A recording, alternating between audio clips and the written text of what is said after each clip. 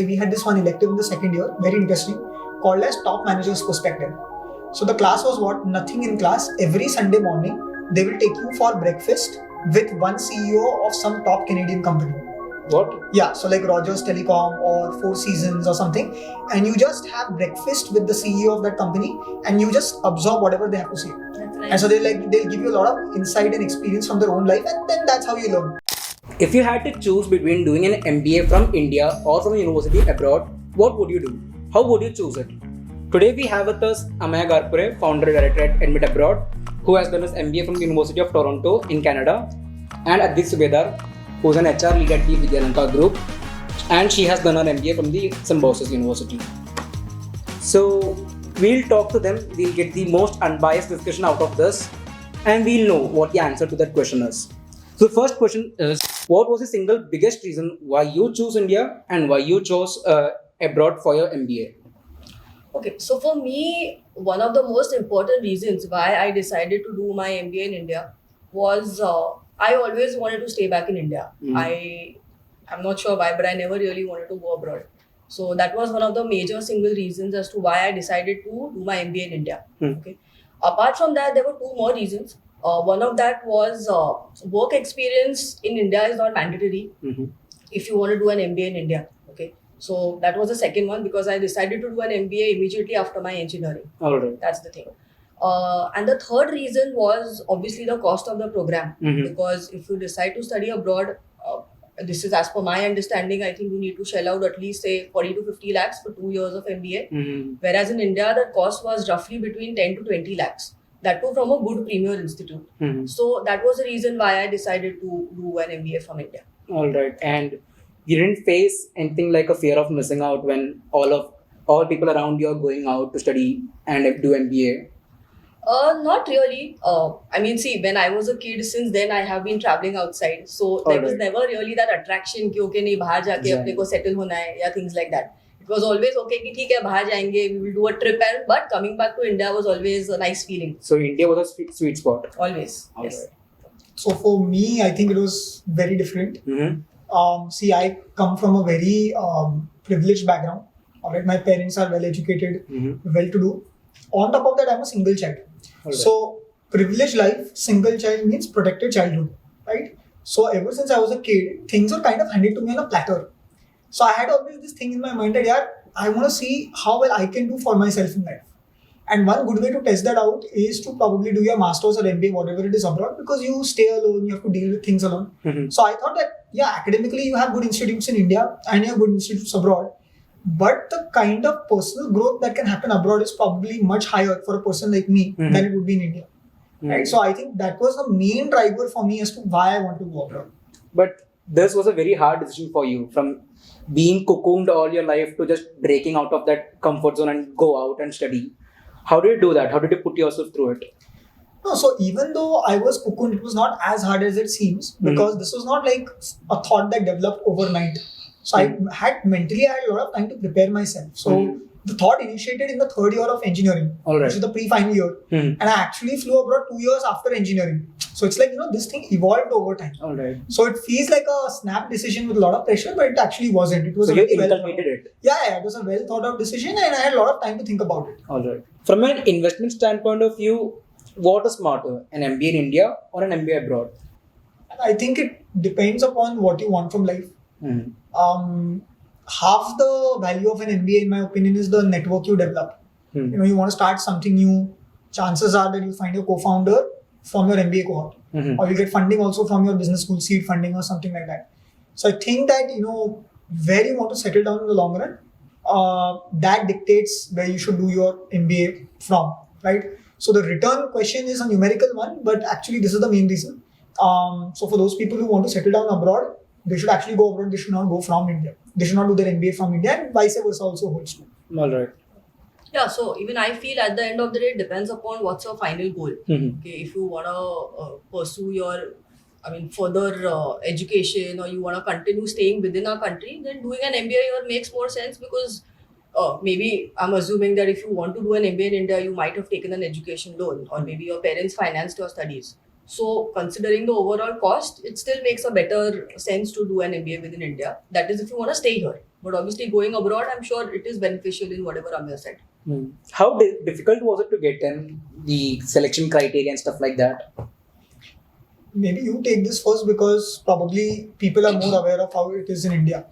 Yeah, so for India, so if you want to get into say IIMs or if you want to get into say ISB, the selection rate is very less. It's less than 1%. Okay, so it's very competitive if you want to get into any of these schools. If you want to do an MBA, I did my MBA from Symbiosis. So for us also, it was not very easy. We have a selection rate of I think say 1% to 5%. So if you want to do it from a Symbiosis, if you want to do it say from FMS or IMT, some of the top tier 2 level schools in India, then it's again between 1 to 5%. And then if you want to do MBAs from say some of the good colleges in respective states, then I think it will be somewhere between say 10 to 30%, somewhere within that range. Okay. So this is more or less of how difficult it is to get into these schools. Now with respect to what focus or what is it that these schools look at you or in your profile, first of all, they will obviously look at your test scores, because to get into any of these B schools, you have to give an entrance exam. So if you want to get into IIMs or you have to give the CAT. If you want to get into Symbiosis, there's an exam called SNAP. If you want to get into NMIMS, you have to give NMAT. And then for other colleges, there's also CET, which Maharashtra states have. Yeah. So that is what it is. So the entrance exam score is what the major weightage is given. Apart from that, your 10th, 12th and your graduation scores, even that is given equal importance. Okay. So once all of this is done, and assuming that you have cleared your entrance exam, then they go ahead with your group exercise and personal interview. This is more or less common for all the entrance exams that are there. In group exercise, they will typically see as to how you are performing in a group, how are you using your creativity, how are you collaborating with others. Because at the end of the day in MBA, collaboration is something that you have to do on a lot of things. Because there are going to be a lot of projects, etc. So this is their way of evaluating you holistically. That's right. All right. Yes. On you? Yeah. So a lot of differences actually. First, I would say that getting into top ranked business schools abroad, they are not as selective as what the IIMs or the ISBs are. I mean, even if you take something like a Harvard or Stanford, their selection rate would be around 8-9%, right? Not lesser than that. But having said that, the quality of the applicant pool that is applying is also probably better than the quality of applicants who are applying, for an IIM. I mean, the thing is that, frankly speaking, if you want to take, like the CAT or the NMAT, the exam fees are so low that anyone and everyone takes those tests. Yeah.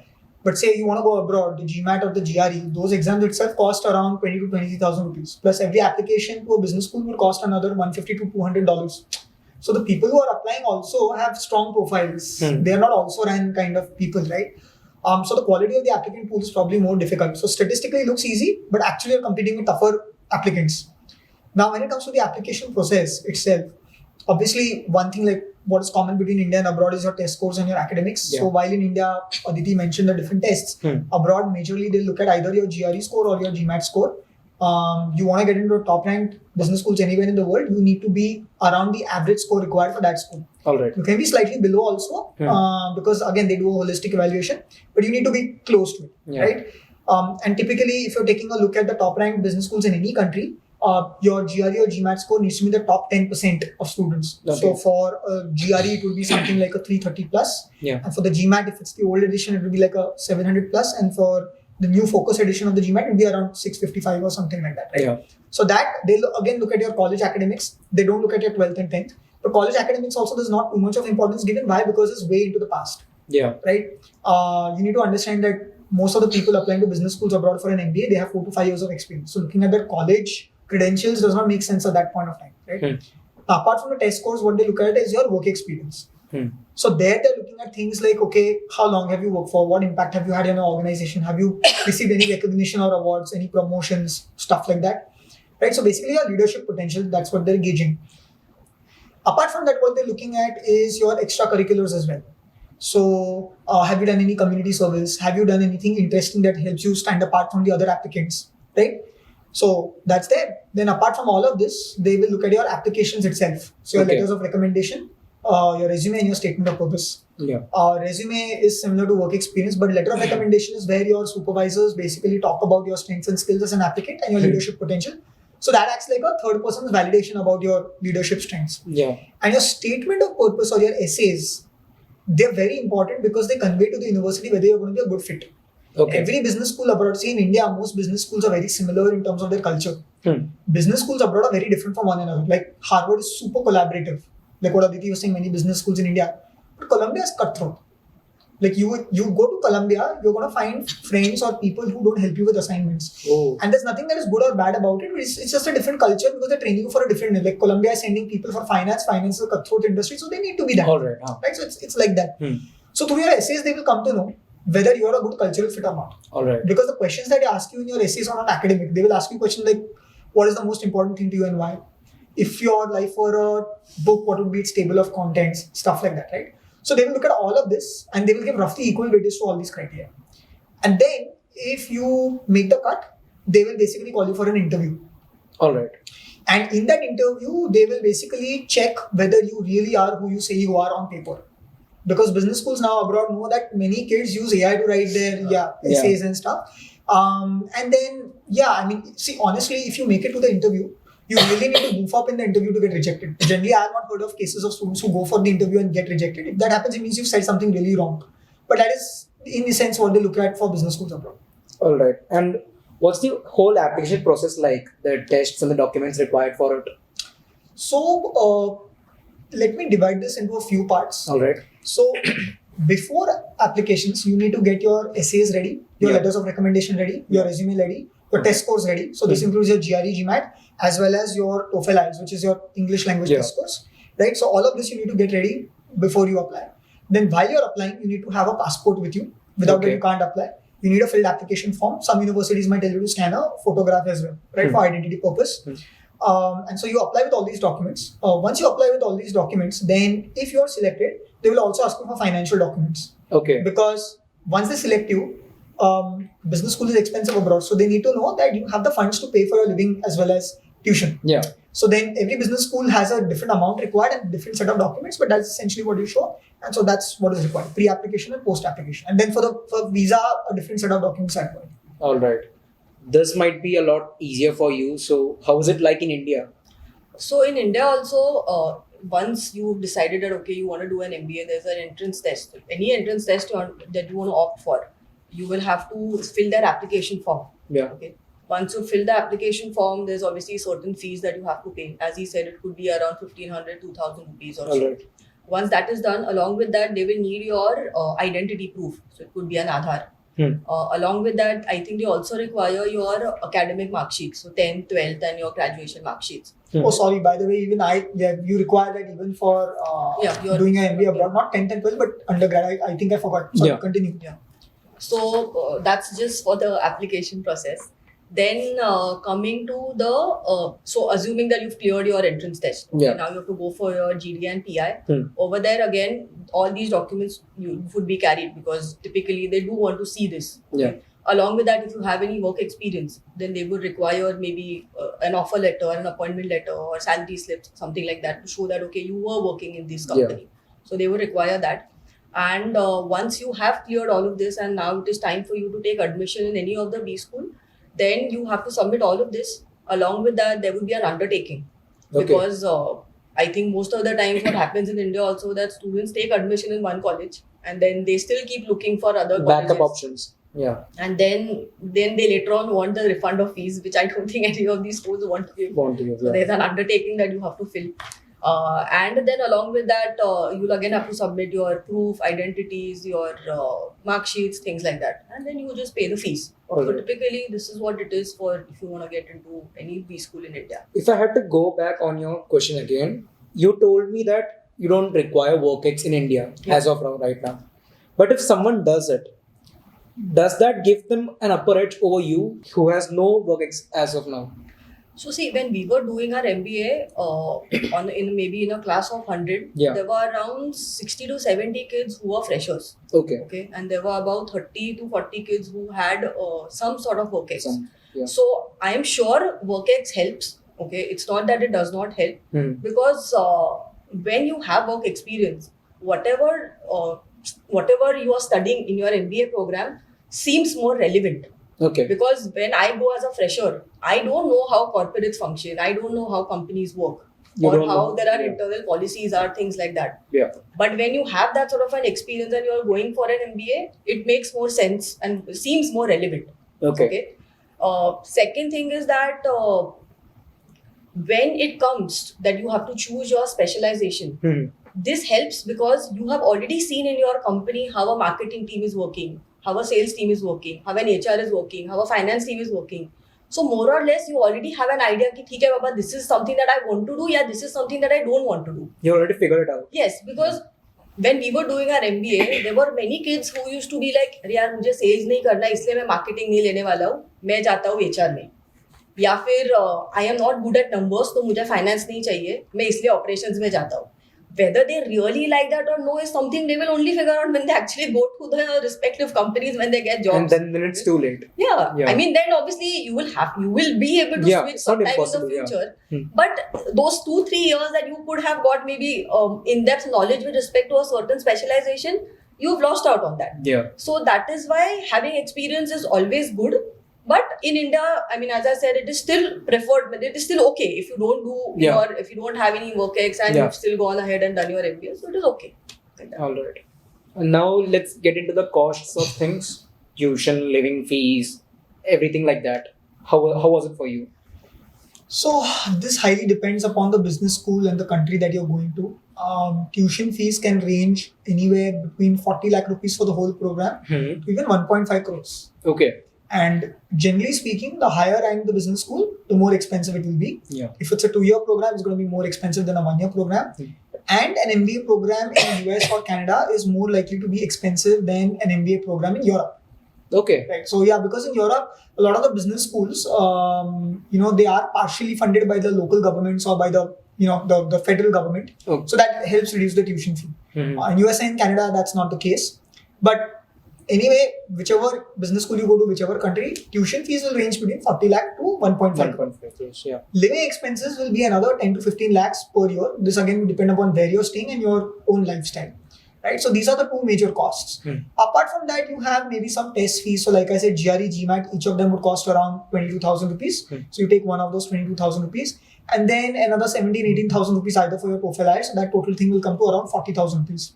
Then your business school applications will also be a separate cost. Every business school will cost between $150 to $200. Yeah. So let's say you're applying to say 5-7 business schools, so it can easily go up to 1.2 lakhs overall, right?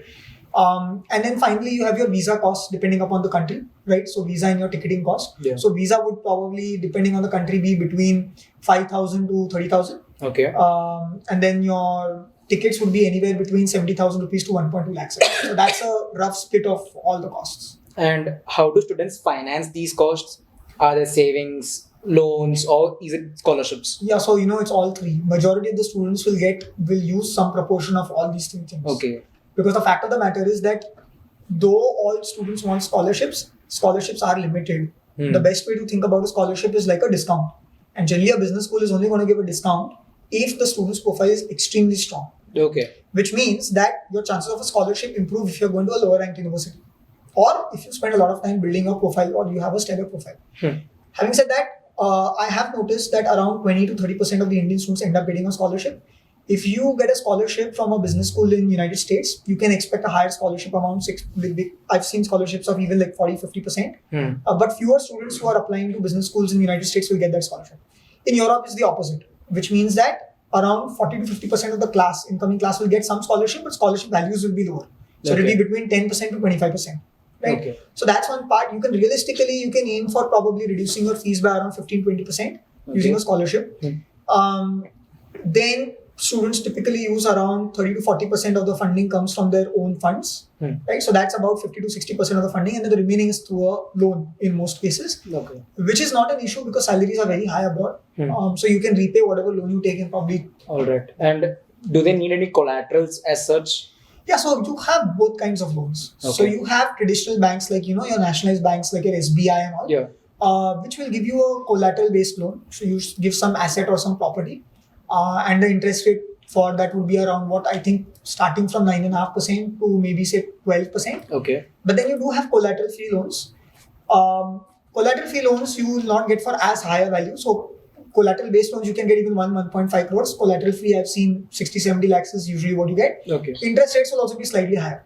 All right. Because the bank is taking on more risk. So instead of 9.5 to 12.5%, they will range from probably 11 to 14%. 14%. Okay. Yeah.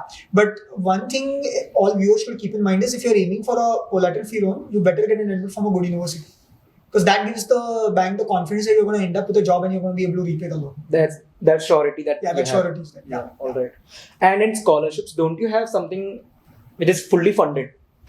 Very rare. See, I'll tell you like an insider thing. Yeah. Most of the universities abroad running an MBA program, they're running an MBA program to earn money because they can't make a lot of money from the other master's programs or undergrad programs. So this is like their one cash cow. So why would they give discount? Because actually part of the fee that you pay as an incoming business school student is being used to subsidize the other programs at the university. Okay. Right. So that's why it's very rare. I'm not saying it's impossible, but it is very rare. Like in my cohort, I think the student who was probably, who had the best profile overall, I think he got like a 60% scholarship. Not much than that. No. All right. So for me to get higher chances of getting a fully funded scholarship, I may have to choose something like an MEM or an MIM. Could be. We've had students even on the management side. We've had students who done things like masters in finance or masters in management, where they've got a fully funded scholarship. But for MBA, and especially as an Indian, it's very rare because a lot of Indians go abroad. Yeah. Okay. So had you been from a different country, like let's say in Africa or something, they want to attract people from different parts of the world. They might give more of a scholarship to them. All right. How does this proportion look in India? India, there are no scholarships. Oh, but yeah, no fee come hai, so you don't need a scholarship. So the living costs are like almost zero because if at all you live in hostel का fees अलग है. Yeah. But then if you stay closer to your house, तो फिर वो costs are negated. That is true. But so most of the B schools, as I understand in India, staying on campus is mandatory. Symbiosis में तो कोई option ही नहीं था हमें. मतलब even if people had their house in Pune, उनको तो भी they had to stay on campus. Okay. So ऐसा था.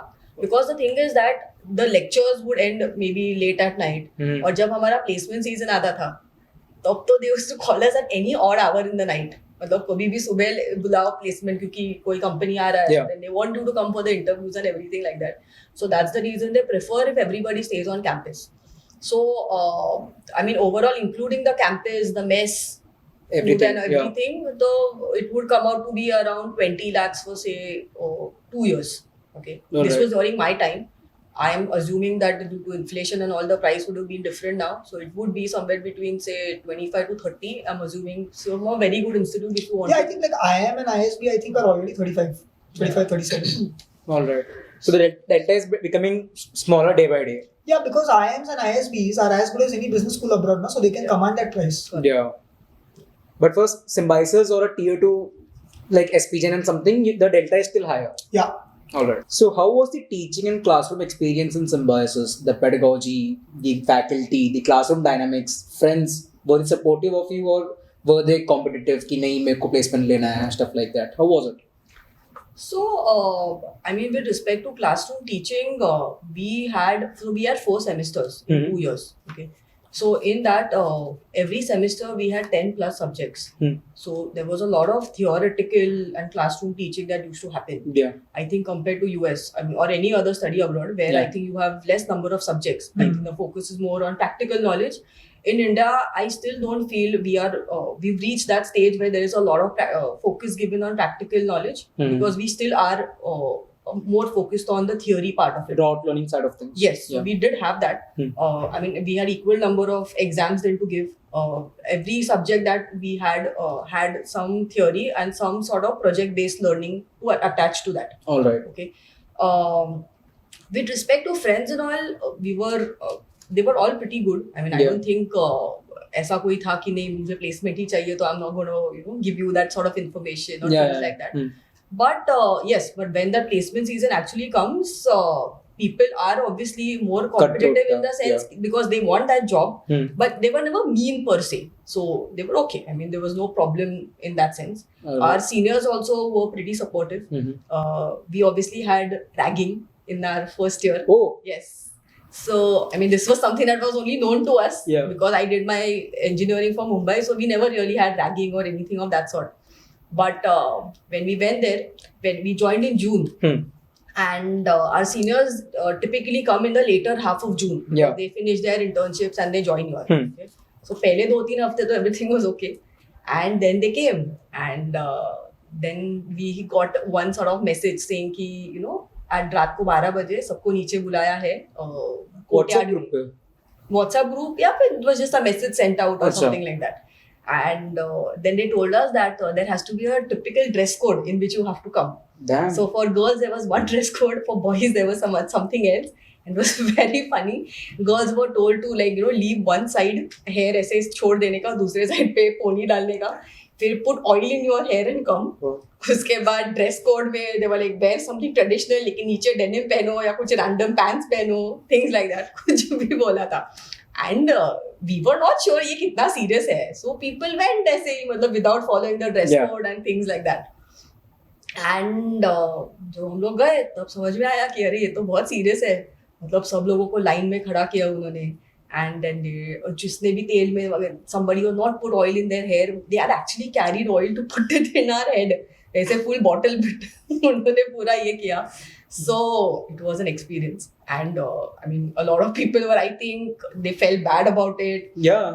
Some were emotional, some were angry, some were very casual. They were like, "अरे ये तो हमारे साथ पहले हुआ है, तो it was okay." But this happened once, or this kept happening frequently? This was only that one night. All right. And during that time also, even the seniors realized, okay, now it's time for the icebreaker thing. ये हो गया, it is okay. Then they put everybody in groups, maybe all from Maharashtra. So there are other groups, जो seniors का Maharashtra का एक group था, maybe you all come together. Then they introduce themselves and things like that. All right. Then it was absolutely fine. But that was an experience because you always heard of ragging, but you never really experienced it. So, and that was that. So Aditi had some insightful experiences in her college. How was it for you? So academics and curriculum is, I think, very different. Yeah. First, let me cover the similarities. So the similarity is basically the fact that whatever you study in India, the same things you will study abroad. India also you study accounting, abroad also you study accounting. India you study marketing, abroad you study marketing. The context changes. So like in India, you would basically learn marketing, accounting from an Indian perspective. Abroad, you learn it from that country's perspective, right? Yeah. So the case studies and all will differ. That's one thing. Okay. But the major difference is actually in terms of how the teachers treat you in class and how the evaluation is done. So like in India, even if you're going for a business school, you're expected to be very attentive in class, which you are abroad also, but they still treat you like a kid, for lack of a better word, right? You're not allowed to eat in class, you're not allowed to open a laptop in class. Abroad, they're very free. So abroad, you're allowed to eat in class, have your coffee in class, open your laptop, and they trust that you are listening to the lecture. In fact, calling it a lecture is also wrong because the teacher doesn't act like a teacher. He acts more like a facilitator or a mentor. So let's say you're learning something like finance, right? And let's say they're teaching you how to do valuation. So the faculty actually might take up a case study on valuation. He'll tell you to study it at home. All right, come back with your insights, and next day he'll facilitate a case study discussion. So he's actually not teaching you; he's only facilitating the discussion where he's asking everyone's opinions. Okay. Right? So class participation therefore becomes very important. In fact, I think 20% of the grade in most business schools for any subject is based on your class participation. There is literally a teaching assistant in every class who's noting down who's answering what, how much insight is coming from each participant in the class. Right? So it is evaluated on the insights, that how much you talk. Not how much, the quality of your insights. Quality of, okay, all right. So if I say 5 things, none of them make sense. You say one thing, but that is extremely insightful, you'll get more points. Okay. Yeah. So you really need to know your stuff. All right. So 20% of your grade comes from that. Then 40% of your grade will come from your final exam. And final exams are also very different from India. In India, you mostly have closed book exams. Abroad, you have a lot of the tests are basically open book, which means you can carry any book that you want, refer to any source from the internet you want while answering the exam. Because the questions are all application oriented. Okay. And in most cases, the questions are so tough that no matter which content you refer to, you'll not get the answer from that. So you'll have to apply your brain during the exam. Okay. Right? So open book exams is a big thing. Now, let's say you don't do well in the final exam. In India, if that would happen, your grade would be less because I think most of the weightage is on your final exam in India. Yeah. But abroad, like I said, 40%. So 40% final exam, 20% classroom discussion. Remaining 40% are your assignments. Now, recall Aditi said that she had 10 subjects per term, something like that. So abroad, you have only 4 to 6 subjects per term. So you're studying, you're in class every day only probably 4, 5, maximum 6 hours a day. But where it really hits you is for every subject, there'll be one deliverable every week. Because that 40% is divided into 8 assignments of 5% each. Oh. So while you're spending less time in the class and while things are more relaxed in the class, outside class you're working harder than the Indian students probably. For that 5% graded assignment. Yeah. And you can't really ignore any one of them because it's all cumulative, right? The The other interesting thing about those assignments is that let's say you take any one assignment, the grade that you get in that assignment is not only based on how you present, it is also based on the quality of questions you ask other people who are presenting their assignments. Which means that if there are 5 groups in the class, not only you have to make your own presentation and present it, you have to study the other 4 presentations and ask them intelligent questions. What? Yeah, so that's how it works. So the academics and the teaching pedagogy is very different from what it is in India, right? So I think this is one major difference. So this might be a surprise for you, coming from a country where closed book tests, rote learning is the main thing to do. Yeah. In fact, I'll tell you an interesting incident that happened to us. Sure. So mostly from India, the people who went were engineering students. Okay. Engineering students have no background in things like finance. So in our first finance class, the professor comes in and he says, I'm your professor for this term. So he's like, we're gonna study valuation techniques. All right. And then the next slide he goes and he's like, calculate Amazon stock price 6 months from now, assignment. So it's like he's not taught anything and it's an assignment. So everyone took it very casually. The Indian students, obviously, we went, and I was one of them. We went to the professor and we're like, sir, you haven't taught us anything. Can you please guide us on this? So he's like, no, if we've selected you in this business school, it means you must be smart. And the best way to learn is by figuring things out yourself. So you need to do it and you need to come to class tomorrow with it. So then we're like, sir, okay, at least then give us more time because you have other deliverables. He's like, no, part of the business school experience is basically putting you through pressure kind of situations and you basically figure out things on your own and you're able to deal with pressure like that. And he's like, but I'll do one thing. If you genuinely are finding things tough, let's do one thing. Don't go home tonight. Even I'll not go home tonight. I'll arrange snacks and food for y'all. I'll stay with y'all in class the whole night. You solve it wherever you face an issue, just ask me and I'll give you a hint. And he actually stayed with us the whole night. And that's how we got it done. It was one of the most difficult experiences of my life from a learning point of view. But I still remember what I learned in that one class today. Why? Because I had to struggle for it. Yeah. So this is how it's very different. There's no jhatka beta. Like there's no spoon feeding at all. Very different from India. All right. Yeah, I mean, I think that is different because in India, typically the assignments and all that you get, एक common topic होता है, जो सबको करना पड़ता है. Then it depends on you how you want to do it. Maybe you want to do it in presentation या तुम्हें थोड़ा कुछ और creativity करना है. वैसे भी आपका पास option था कि आप choose कर सकते हो. हाँ, मतलब you can as a PPT you तो एक mandatory thing था because you always had to present. That is one thing. Public speaking is something or talking is something that you have to do a lot in MBA in general. I think even for you for that matter. तो वो तो India में हो या abroad हो वो तो करना ही पड़ता है. There is no option. Right. It's just that वहाँ पे then how creative you are with respect to the assignments that are given, that is something that might vary. But otherwise, it was one common topic which is usually assigned to everyone. Yeah. So for us, though, they had taken it to the extreme. Like I remember in accounting, we had 70 people in the class, and one evening, me and my roommates decided that we were in the same cohort. So we decided let's do the assignment together. We help each other out because again, none of us knew accounting. So we all three open up our laptops and we read the question. Everyone has a different question. All 70 of them. Yeah. So all 3 of us, and then we call everyone in the class and we realize, okay, everyone has he's given a different assignment to everyone. So no scope of copying or helping each other out. So, but that means that even the faculty take a lot of effort. You know, it's not like देने के लिए सिर्फ दे दिया कुछ तो assignment and finally grade करने के लिए कुछ तो है. It is not like that. So, they don't leave you as easy. I think that's because the way faculty are selected in business schools abroad is very different from how they're selected in India. See, in India, the things that you look for are like what are the educational qualifications and whether the person teaches well. Abroad, what they're looking at is if you're teaching in a business school, what have you yourself done in business? Have you been successful or not? I think that's the first thing they look at. Second thing that they look at is that how much research have you done or how much have you contributed to the field of management? Okay. So the professors who come, they're highly motivated people. They're at the top of their game, and so naturally, therefore, they take a lot of effort when it comes to even these small things. So it's like in abroad, the faculty is more industry experts, someone who has built a company. Yeah. So not everyone, but you have full-time faculty and you have adjunct faculty. Mhm. So full-time faculty may not have created their own companies, but more often than not, they'll at least be on consulting projects with very large companies. As advisories. As advisors, yeah. And adjunct faculty actually directly come from the industry. So they are either like CXO level people from the industry, or they're like entrepreneurs or founders or something. They'll come, they take a super session and then go. Yeah.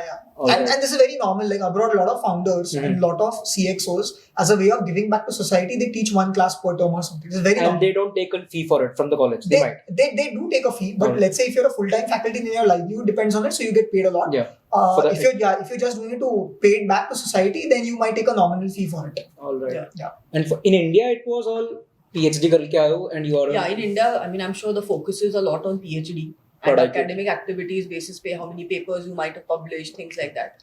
We do had guest lectures. Okay, so we had people who came from the industry, who gave us some insight into how the companies function, maybe how the different functions like HR or marketing do happen in the respective companies. But the way he said that, we didn't have very direct access to them. So they used to just come, maybe take lectures and go. Like वैसे networking sessions. Networking sessions वगैरह ऐसा कुछ नहीं था. Nothing of that. Oh, that's also then interesting, because if you're talking about industry access and networking, yeah. So of course you have your own job fairs, career fairs. That's a separate thing altogether. Okay. But even in academics, they try to introduce courses which help you with networking. Like we had this one elective in the second year, very interesting, called as Top Manager's Perspective. So the class was nothing in class. Every Sunday morning, they will take you for breakfast with one CEO of some top Canadian company. What? Yeah, so like Rogers Telecom or Four Seasons or something, and you just have breakfast with the CEO of that company, and you just absorb whatever they have to say. That's right. And so they'll give you a lot of insight and experience from their own life, and then that's how you learn. How was it? Is it a full 70 students class जाते? No, so you have to bid. So this is an elective, right? So bidding. Yeah. So what happens is that every business school has a different system. In our business school, what happened was, let's say you have 50 electives and you're supposed to choose 5. You're given something like, say, 1,000 points. You have to allocate how many points you want to bid for every elective. Now, this is a very competitive process, because there are some electives like, say, Top Manager's Perspective, that are oversubscribed. So you need to really decide how much points you want to give for what. So you might end up, and this is a very fair system, because otherwise what will happen is that everyone will subscribe only for the popular classes and no one will go for the other classes which are necessary but kind of boring. So this way the business school kind of ensures that you get a balance. But my point is, like, not only they have adjunct faculty coming, they have specialized electives where you're only learning from industry practitioners in this way. So you are into the business. Yeah. You know everything in and out of the business. Yeah. All right. I mean, you like real life experience, like what Aditi was saying, practical learning. That's a big thing abroad. All right. So the next question is for you. I had talked about this with her, so I'll go with you. Top business schools usually take 3 to 5 years of work ex. How did that help you build your career forward? Okay, so first of all, I was one of the younger people in my class. So when you say 3 to 5, I had 2 years of experience. Okay. I was probably taken on account of different things, because I started building my profile much earlier from college itself. But work experience, I think, helps in 2 ways abroad. So first is that majority of the times you're taught through case studies. Now, remember how I told you that 20% of the weightage for every subject is based on class participation. If you don't have work experience, you're not going to be able to relate to what the case study is saying. You're not going to be able to bring good insights, because everything is abstract for you. So having work experience allows you to have better class participation, therefore better participation grade. But then the other thing is also in terms of recruitment. Generally, it has been observed that students who have more work experience for MBA programs get better jobs post their MBA. Okay. And the reason for that is that the kind of management work you do in India is very similar to the kind of management work you do abroad. Okay. Right. So for technical courses, I think work experience doesn't matter, because the work you do in India is not the same as what you do abroad. There's a difference. There's a difference. But the way finance is done in India is the same way how finance is done abroad. The way supply chain is done in India is the same way how it's done abroad. So people with higher level of experience end up with higher salaries as well. All right. So now a very basic question is, studying abroad often means managing everything on your own.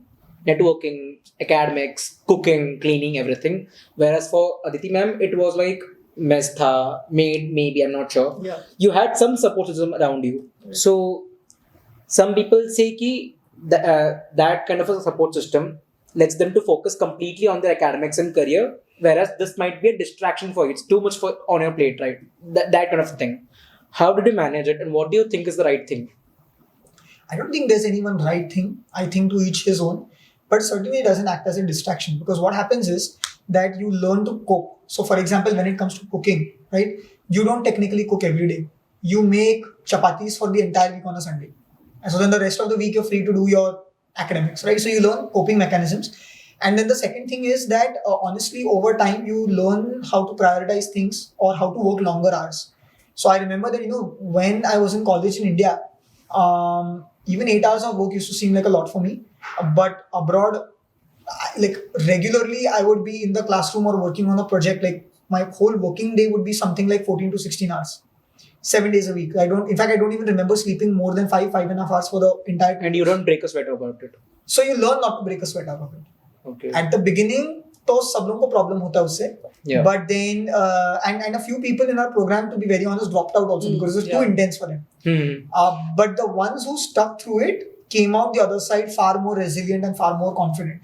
So today, if there are 15 things that I have to do and then there are 10 deadlines, now I don't break a sweat because of that training. All right. Yeah, so even with us, as I said, because we had to stay on campus, Yeah. We were of course still far away from our parents. We had to do things by ourselves again, managing your studies, managing your assignments, managing your schedule in general. Mess का food था लेकिन हमेशा अच्छा नहीं लगता था. So obviously, She'll have to cook. Yeah. and cooking allowed नहीं था. So we were not allowed to cook in मतलब वो campus. kettle वाला चीज. हाँ, बस मतलब वो भी हम लोग ऐसे hide करते थे because अगर if the warden came and she wouldn't want to know. Even that heating rod. Yeah, exactly. पानी गरम नहीं आता था तो वो heating rod लेके पानी गरम करते थे. Yeah. So I mean there are things like that you have to manage. But obviously it is not as difficult as what it is abroad, because over here, even if it is difficult in the sense that you are still with similar set of people. Yeah. Because they are still Similar from the same environment, country, yeah. environment hai, they know your language, things like that. Even that is, and same culturally more or less, they are still similar. So it is better to manage in that sense. It was a lot difficult for you. Yeah. I mean, see, again, like I'm telling you, I think humans are very amazing at adapting. That's true. So initially, so it's like this, once you land abroad in a new land, first 3-4 weeks are like a honeymoon period.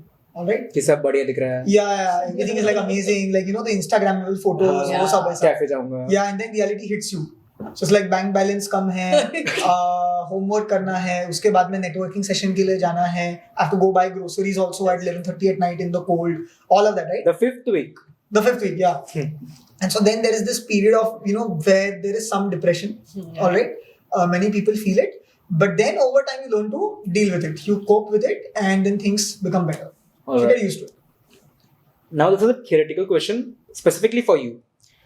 I have seen many universities, they boast a lot about their cohort being very diverse and stuff like that. Does that really help when in India you have so many diversity in terms of languages, religions, dialects as well? So 100% helps. Okay. So India is 100% probably the most diverse country in the world. Yeah. So yes, you are dealing with people from different cultures in an Indian business school. Yeah. Having said that, generally all Indians have common civilizational consciousness, so we are more similar than we are different. All right. So the difference between, let's say, a South Indian and a Punjabi is still less than the difference between, let's say, an Indian and someone who's grown up in South America.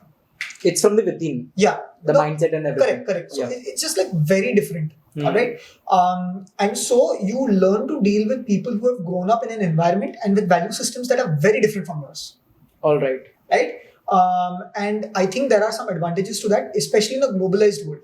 Because let's say you work in any organization, whether you are working in India or abroad, as you climb the organizational hierarchy, especially if you're working in a large company, they will consider you for international projects, or they will consider you for promotions where you have to work with people from other countries. Yeah.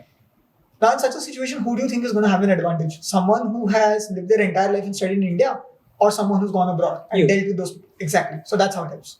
Right? Yeah. And then the other thing I think, which is not career related, is just by dealing with people who have grown up very different from you, it broadens your own perspective. So as Indians, we probably value some things a lot.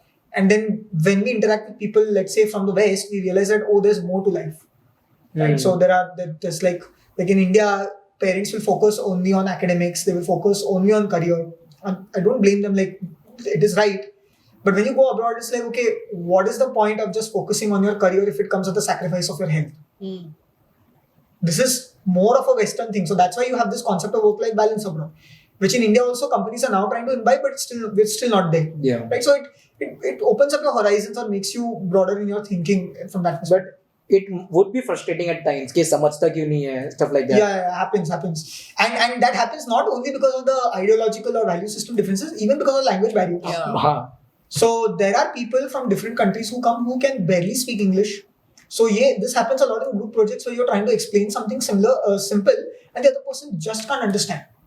But then do they have like a English teaching course or something like that in school? No, figure it out on your own. Even if they do, accent का तो difference रहेगा. Accent का भी difference है.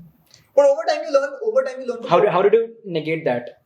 How did I negate that? So I think a lot of patience. Alright, so that's I think the first thing. Yeah. And then the second thing is basically like I know of some Chinese students who literally used to sit with a dictionary so that they could basically understand what Americans or Indians were saying. So it's like even those people who can't speak English also take effort. So it's not like a one-way thing. Yeah. तो सबको दुख है. सबको दुख है. So this is a question for both of you all. Say for example you're an aspiring entrepreneur. You want to start something of your own. Is it better to study in India and build a business here when you know कि surroundings same है, belongings same है, language is the same, people's culture are the same, or studying abroad gives you a global edge? What is it? You tell me first, I'll come to you. So I think it makes sense to whichever country you want to start your business. I think it makes sense to study from that particular country. Because one, it will give you an understanding of the legal conditions, the economic conditions of that country. Secondly, it will give you an idea about the market competition, things like that. So it always makes sense to do an MBA, preferably from the country where you want to finally settle down or you want to start something of your own, things like that. What's the rebuttal? There's no rebuttal. I second that. If you want to start something in India, do your MBA in India. If you want to start something abroad, go abroad. All right. Because again, like I said, that 50% of the value of your MBA is the network that you build. Yeah. So you should ultimately do your MBA in the same country where you want to settle down, because your network is what is going to carry you forward through life. I mean, what you learn in your MBA program will either become redundant or you will forget it in 5 years. Okay. But the friendships that you make, the connections that you make, that will last you a lifetime. So if you want to do your MBA from abroad, it will be an experience point of view. You'll get deeps into it. Yeah. You'll work hard. Okay. If you want to work abroad, or let's say if you have your own family business, something already set up in India, and you're going to join that. Something that you had. Yeah. So then you can go abroad and then you can come back. But you're starting something new, then you should definitely go to the country where you're going to start that company. Okay. So it's a lot easier, I feel, staying back in India, because going to a country, understanding the language, understanding what the problems are, and then finding solutions to it and build a business around it seems a bit tough. What do you want to say? Actually, not really. Because if you think about it, like India itself is like multiple countries in one subcontinent. Yeah. So let's say tomorrow you want to start any sort of company, like say a food delivery app or something, right? As you expand, you will anyway have to learn about new cultures, their habits. So the challenges that you would face abroad in setting up a business from that point of view are very similar to what you would face while expanding state to state in India. Okay. So it's actually easier than you think, because when you go abroad, typically countries abroad are homogenous, where they only speak one language and have only one culture. So it's actually not. So you're saying it's more scalable in that sense. It's more scalable, and also one thing that we don't think about but is true in 2025 is that tier 1 India is very similar to developed countries abroad. So yes, so culturally, a person from a tier 1 city like a Mumbai, Delhi, Bangalore, or even Pune would be more similar to someone staying in, let's say, a London or a New York than that person is to someone staying from a very tier 3 or a tier 4 kind of a town or a village, which is the real India. So actually, it might be easier in that sense to set up a business abroad. Okay.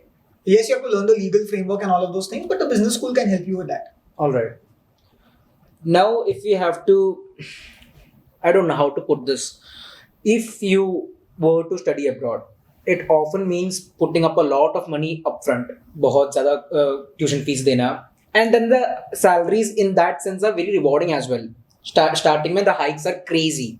But then the year-on-year value you see in abroad, it's like 3 to 5%, whereas in India, it's like 9 to 10%, still better. So what do you think is better in the long-term view? Staying back in India and being very frugal with your job switches and everything, or going abroad and getting it top at the once? I think you need to understand how salaries are structured. Around 30-40% of the people, or even more than that in some cases, who go for an MBA are actually going so that they can get into either finance or consulting. So in these fields, you do have a starting salary, all right? But the actual money that you make, especially as you get promoted, is not through the fixed salary, but through the variable component. Okay. So let's say you get into investment banking, you do a deal, you get a certain cut off.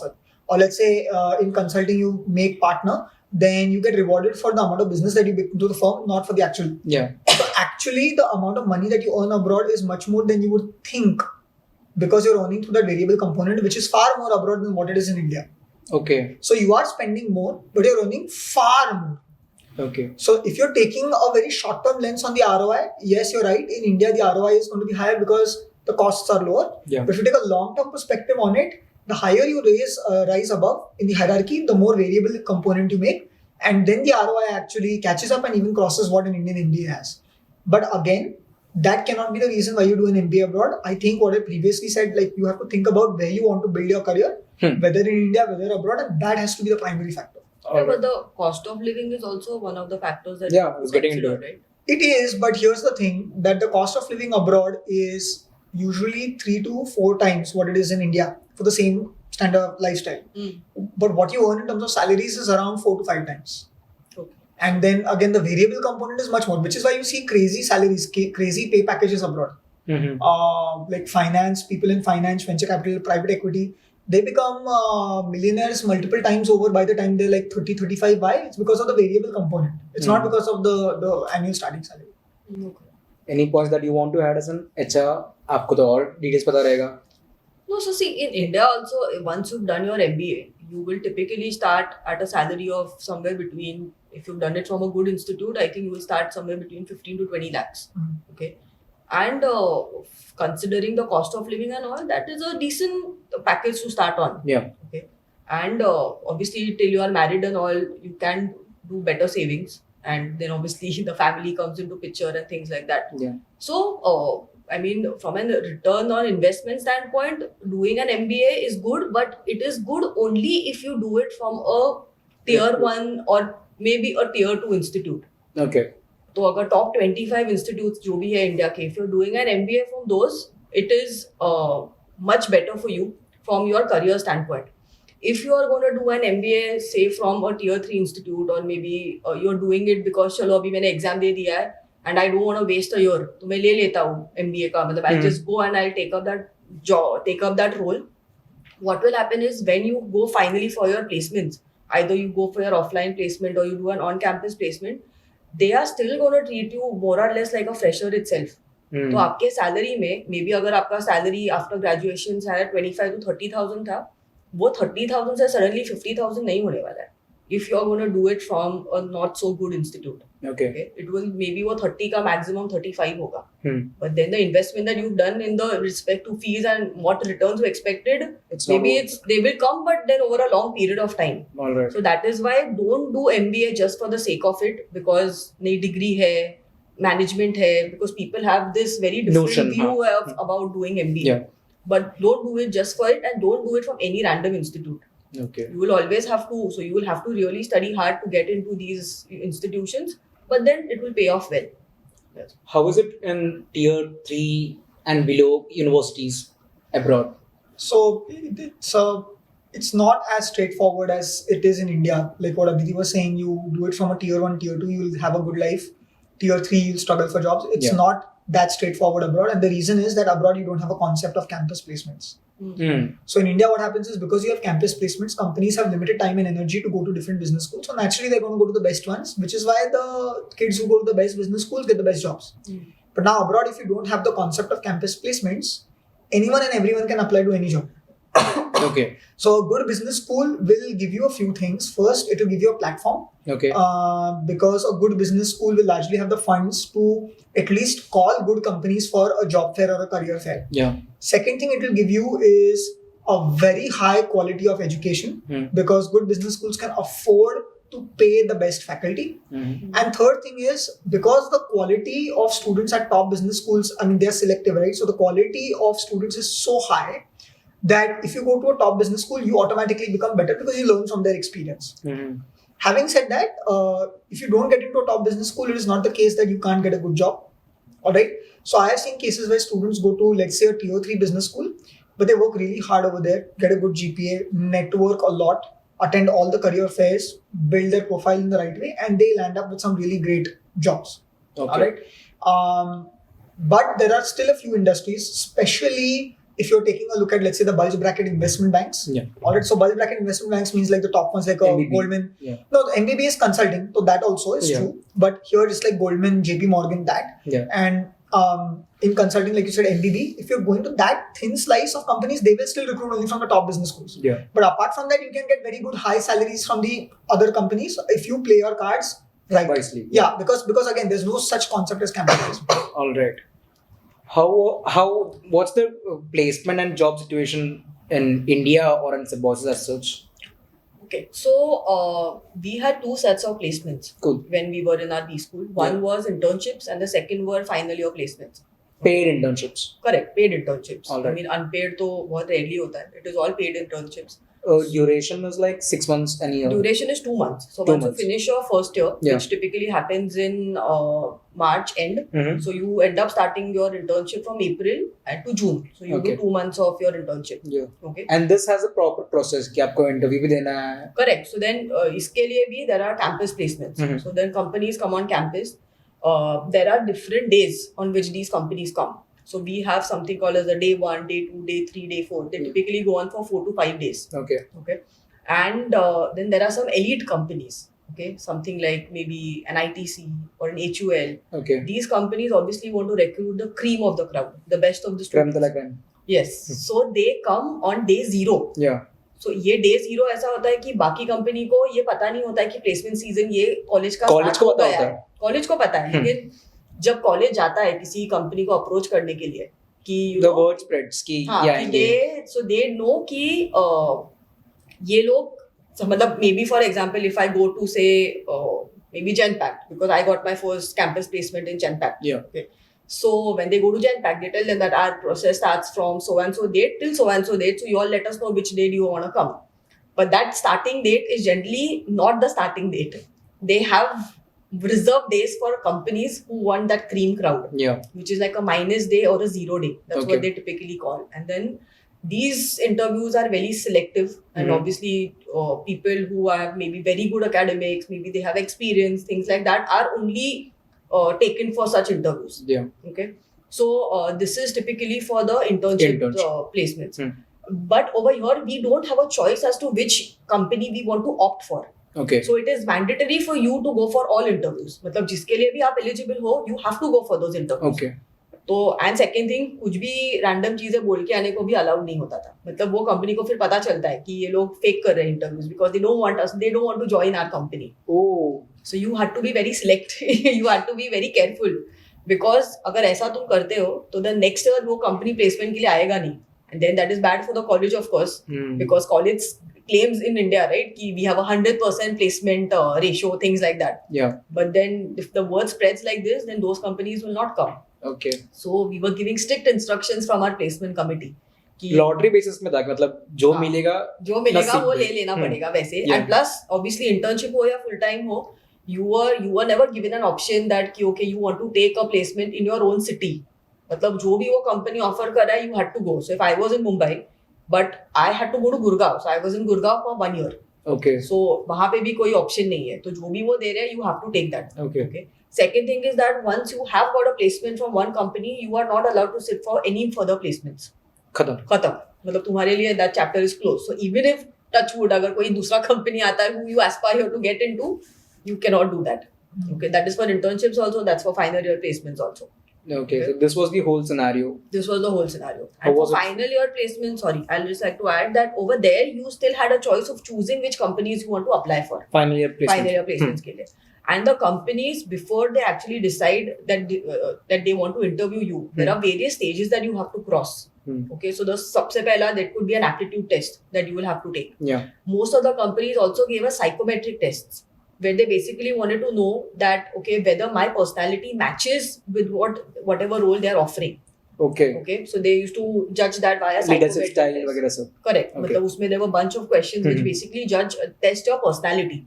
And then they decide on okay, whether you are a fit for that particular company. Yeah. Then there were obviously group discussions, and then finally you could go for your personal interview. Yeah. So that process was more or less common for your internships, for your internship, and for your final year Placements as well. Yeah, so that is our. How was it for you? I mean, if I were to summarize it, I would say it seems like abroad things are more flexible and more transparent. So I'll explain what that means. Okay. So abroad, the term for any business school would start in probably September or October latest. Cool. Your first year typically ends somewhere in May. And then your next term starts again in September. So May to September is the time when you do your internship. So 4-5 months, whatever. But the recruitment for the May internship starts in the previous October itself. So that means the moment you land abroad, you need to start making connections. And even though companies don't come on campus to recruit, every business school, at least the top ones, have their own job boards where companies will post their jobs. So like an internal LinkedIn. Yeah. So you can apply over there. You can apply on LinkedIn itself or on some other platform. The job descriptions also abroad are very clear and very transparent. And you will know in advance what you will be tested on. Okay. So you know exactly what to prepare and how to prepare. But because they're giving you all this information, it's expected that in the interview, you need to really be at the top of your game. So I remember that, I used to have friends, again, who were getting to say consulting. They would literally prepare 150 or 200 cases before their interview with Bain or BCG. Because in every MBB firm, the way interviews are done are slightly different, where they do a case prep interview. So they will actually give you a business case and they will tell you to evaluate that business and provide recommendations. Like, how can you think like a consultant? Same thing for finance also. Like they will suddenly show you an Excel model and they will ask you what is wrong in this model or make changes, right?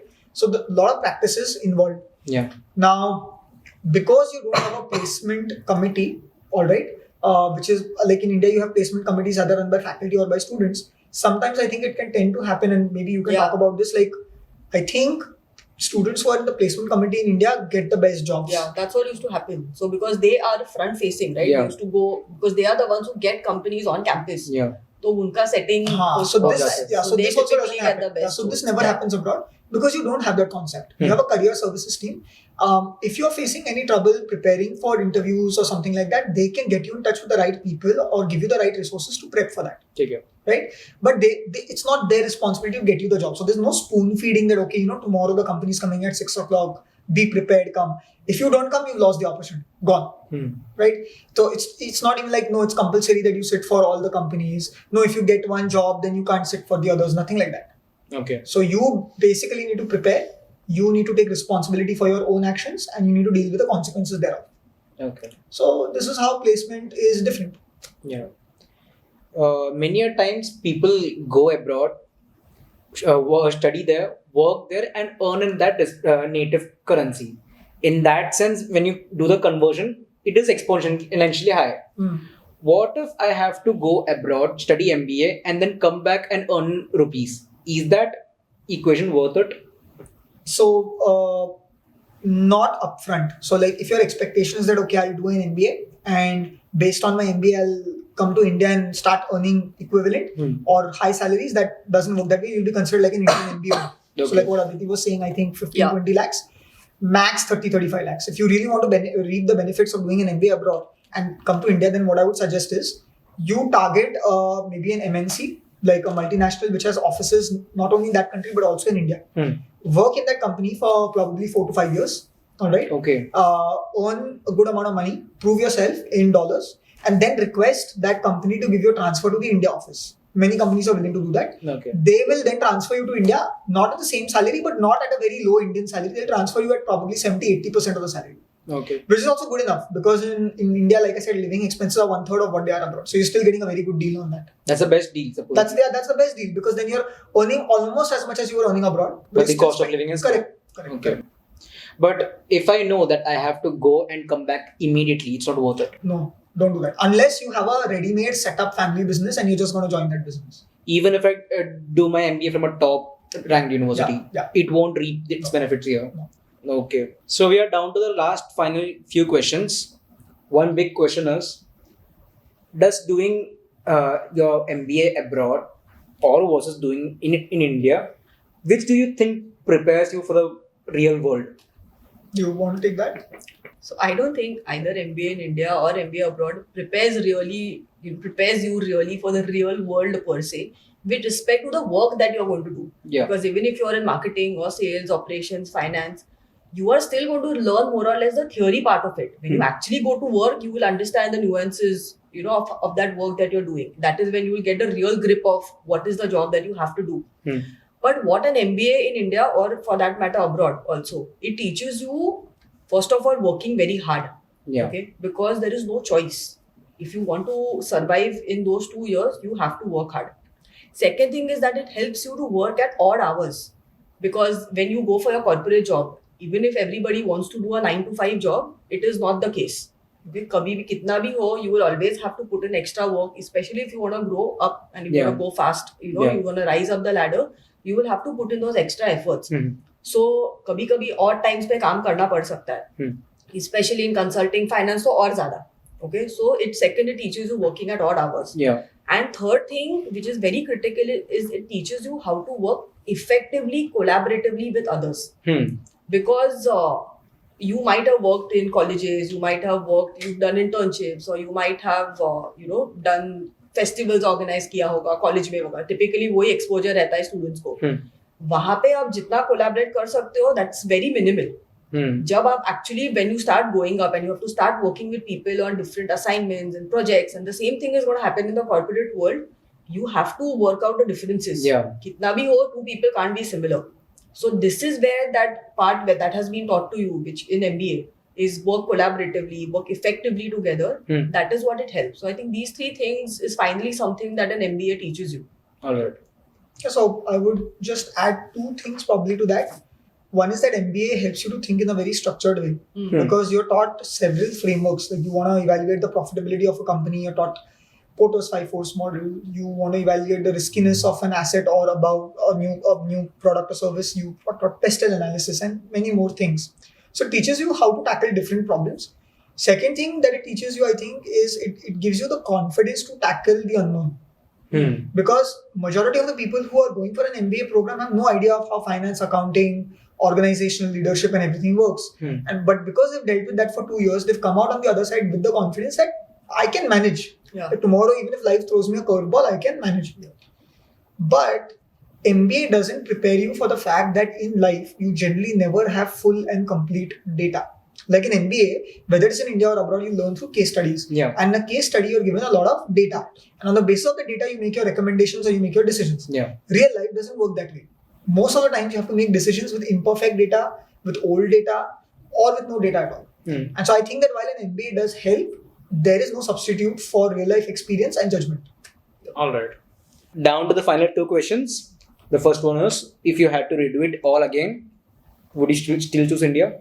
Yeah, I mean, I would still choose India because, as I said, that my primary reason was to stay back in the country. Okay, and there were other factors also. So, and I had a good experience doing MBA in India. It was from a good institute. I had good peers. I got to learn a lot from them. So definitely, I mean, choosing an MBA in India is something that I would do it again. Are there any things that you feel that you have missed out on by not going abroad? I don't think so. I missed out on anything, but that's definitely true that when what Ameya said, that the practical knowledge or the practical exposure that you get abroad by meeting corporates or by meeting CEOs from other companies all, that's something that you don't typically get in India as much. So I think considering that is something that would have been better to understand maybe how the world in the college offices and all work. But apart from that, I don't think so. It's okay. Would you do it again? In Canada, in Rotman, again? 100%. I wouldn't have it any other way. All right. are there any things, again, that same question, are there any things that you feel that you would have done better if you were in India? No, I actually think that had I done it from India, I would have been probably less confident, less resilient, and probably would not be able to handle the things that I'm doing today. Okay. So if someone like me who is torn between choosing to do an MBA in India or from abroad, what is the one piece of advice that you will give me? कि हाँ तू ये कर ले, you might find an answer to it, or you'll find a direction towards it. कि किधर करना है. I mean, see, there is no one solution or final goal to this. It all actually depends upon what's your final goal. So you will have to, maybe make a list of the pros and cons of doing it within India and abroad, which I think we've already stated in this entire video. So that's something that you will have to decide. And there are obviously factors with respect to cost, what you want to do in life, whether you want to settle abroad, you want to settle here. So considering all those aspects, it is something that you will have to do. Whether you do it in India or abroad, I'm sure eventually more or less everybody does well in life. Okay. So, I mean, I think it's depends on that at the end of the day. Yeah. What about you? I would say don't overcomplicate the decision. Just think about two things. Number one is where do you want to settle down abroad? Number two is your budget. You want to settle down abroad, you have the budget, go abroad. You want to settle down in India, forget the budget, do it in India. You want to settle down abroad and you don't have the budget, start building a profile early, get a good GMAT or a GRE score, all right? And you can still hope for some good scholarship and do it abroad. You're still confused? Visit us at Admit Abroad, we'll tell you what to do. Perfect. That's the perfect ending to it. Thank you, Ameya, Aditi, for doing this. It's been great. It's been insightful. Thank you. For the viewers, if you like this video, please do like, share and subscribe. Please do share it with all the peers that you think will be benefited from this video. If you have any queries, any questions, please feel free to drop them and we'll get back to you as soon as possible. So with that, let's end this video. Thank you so much.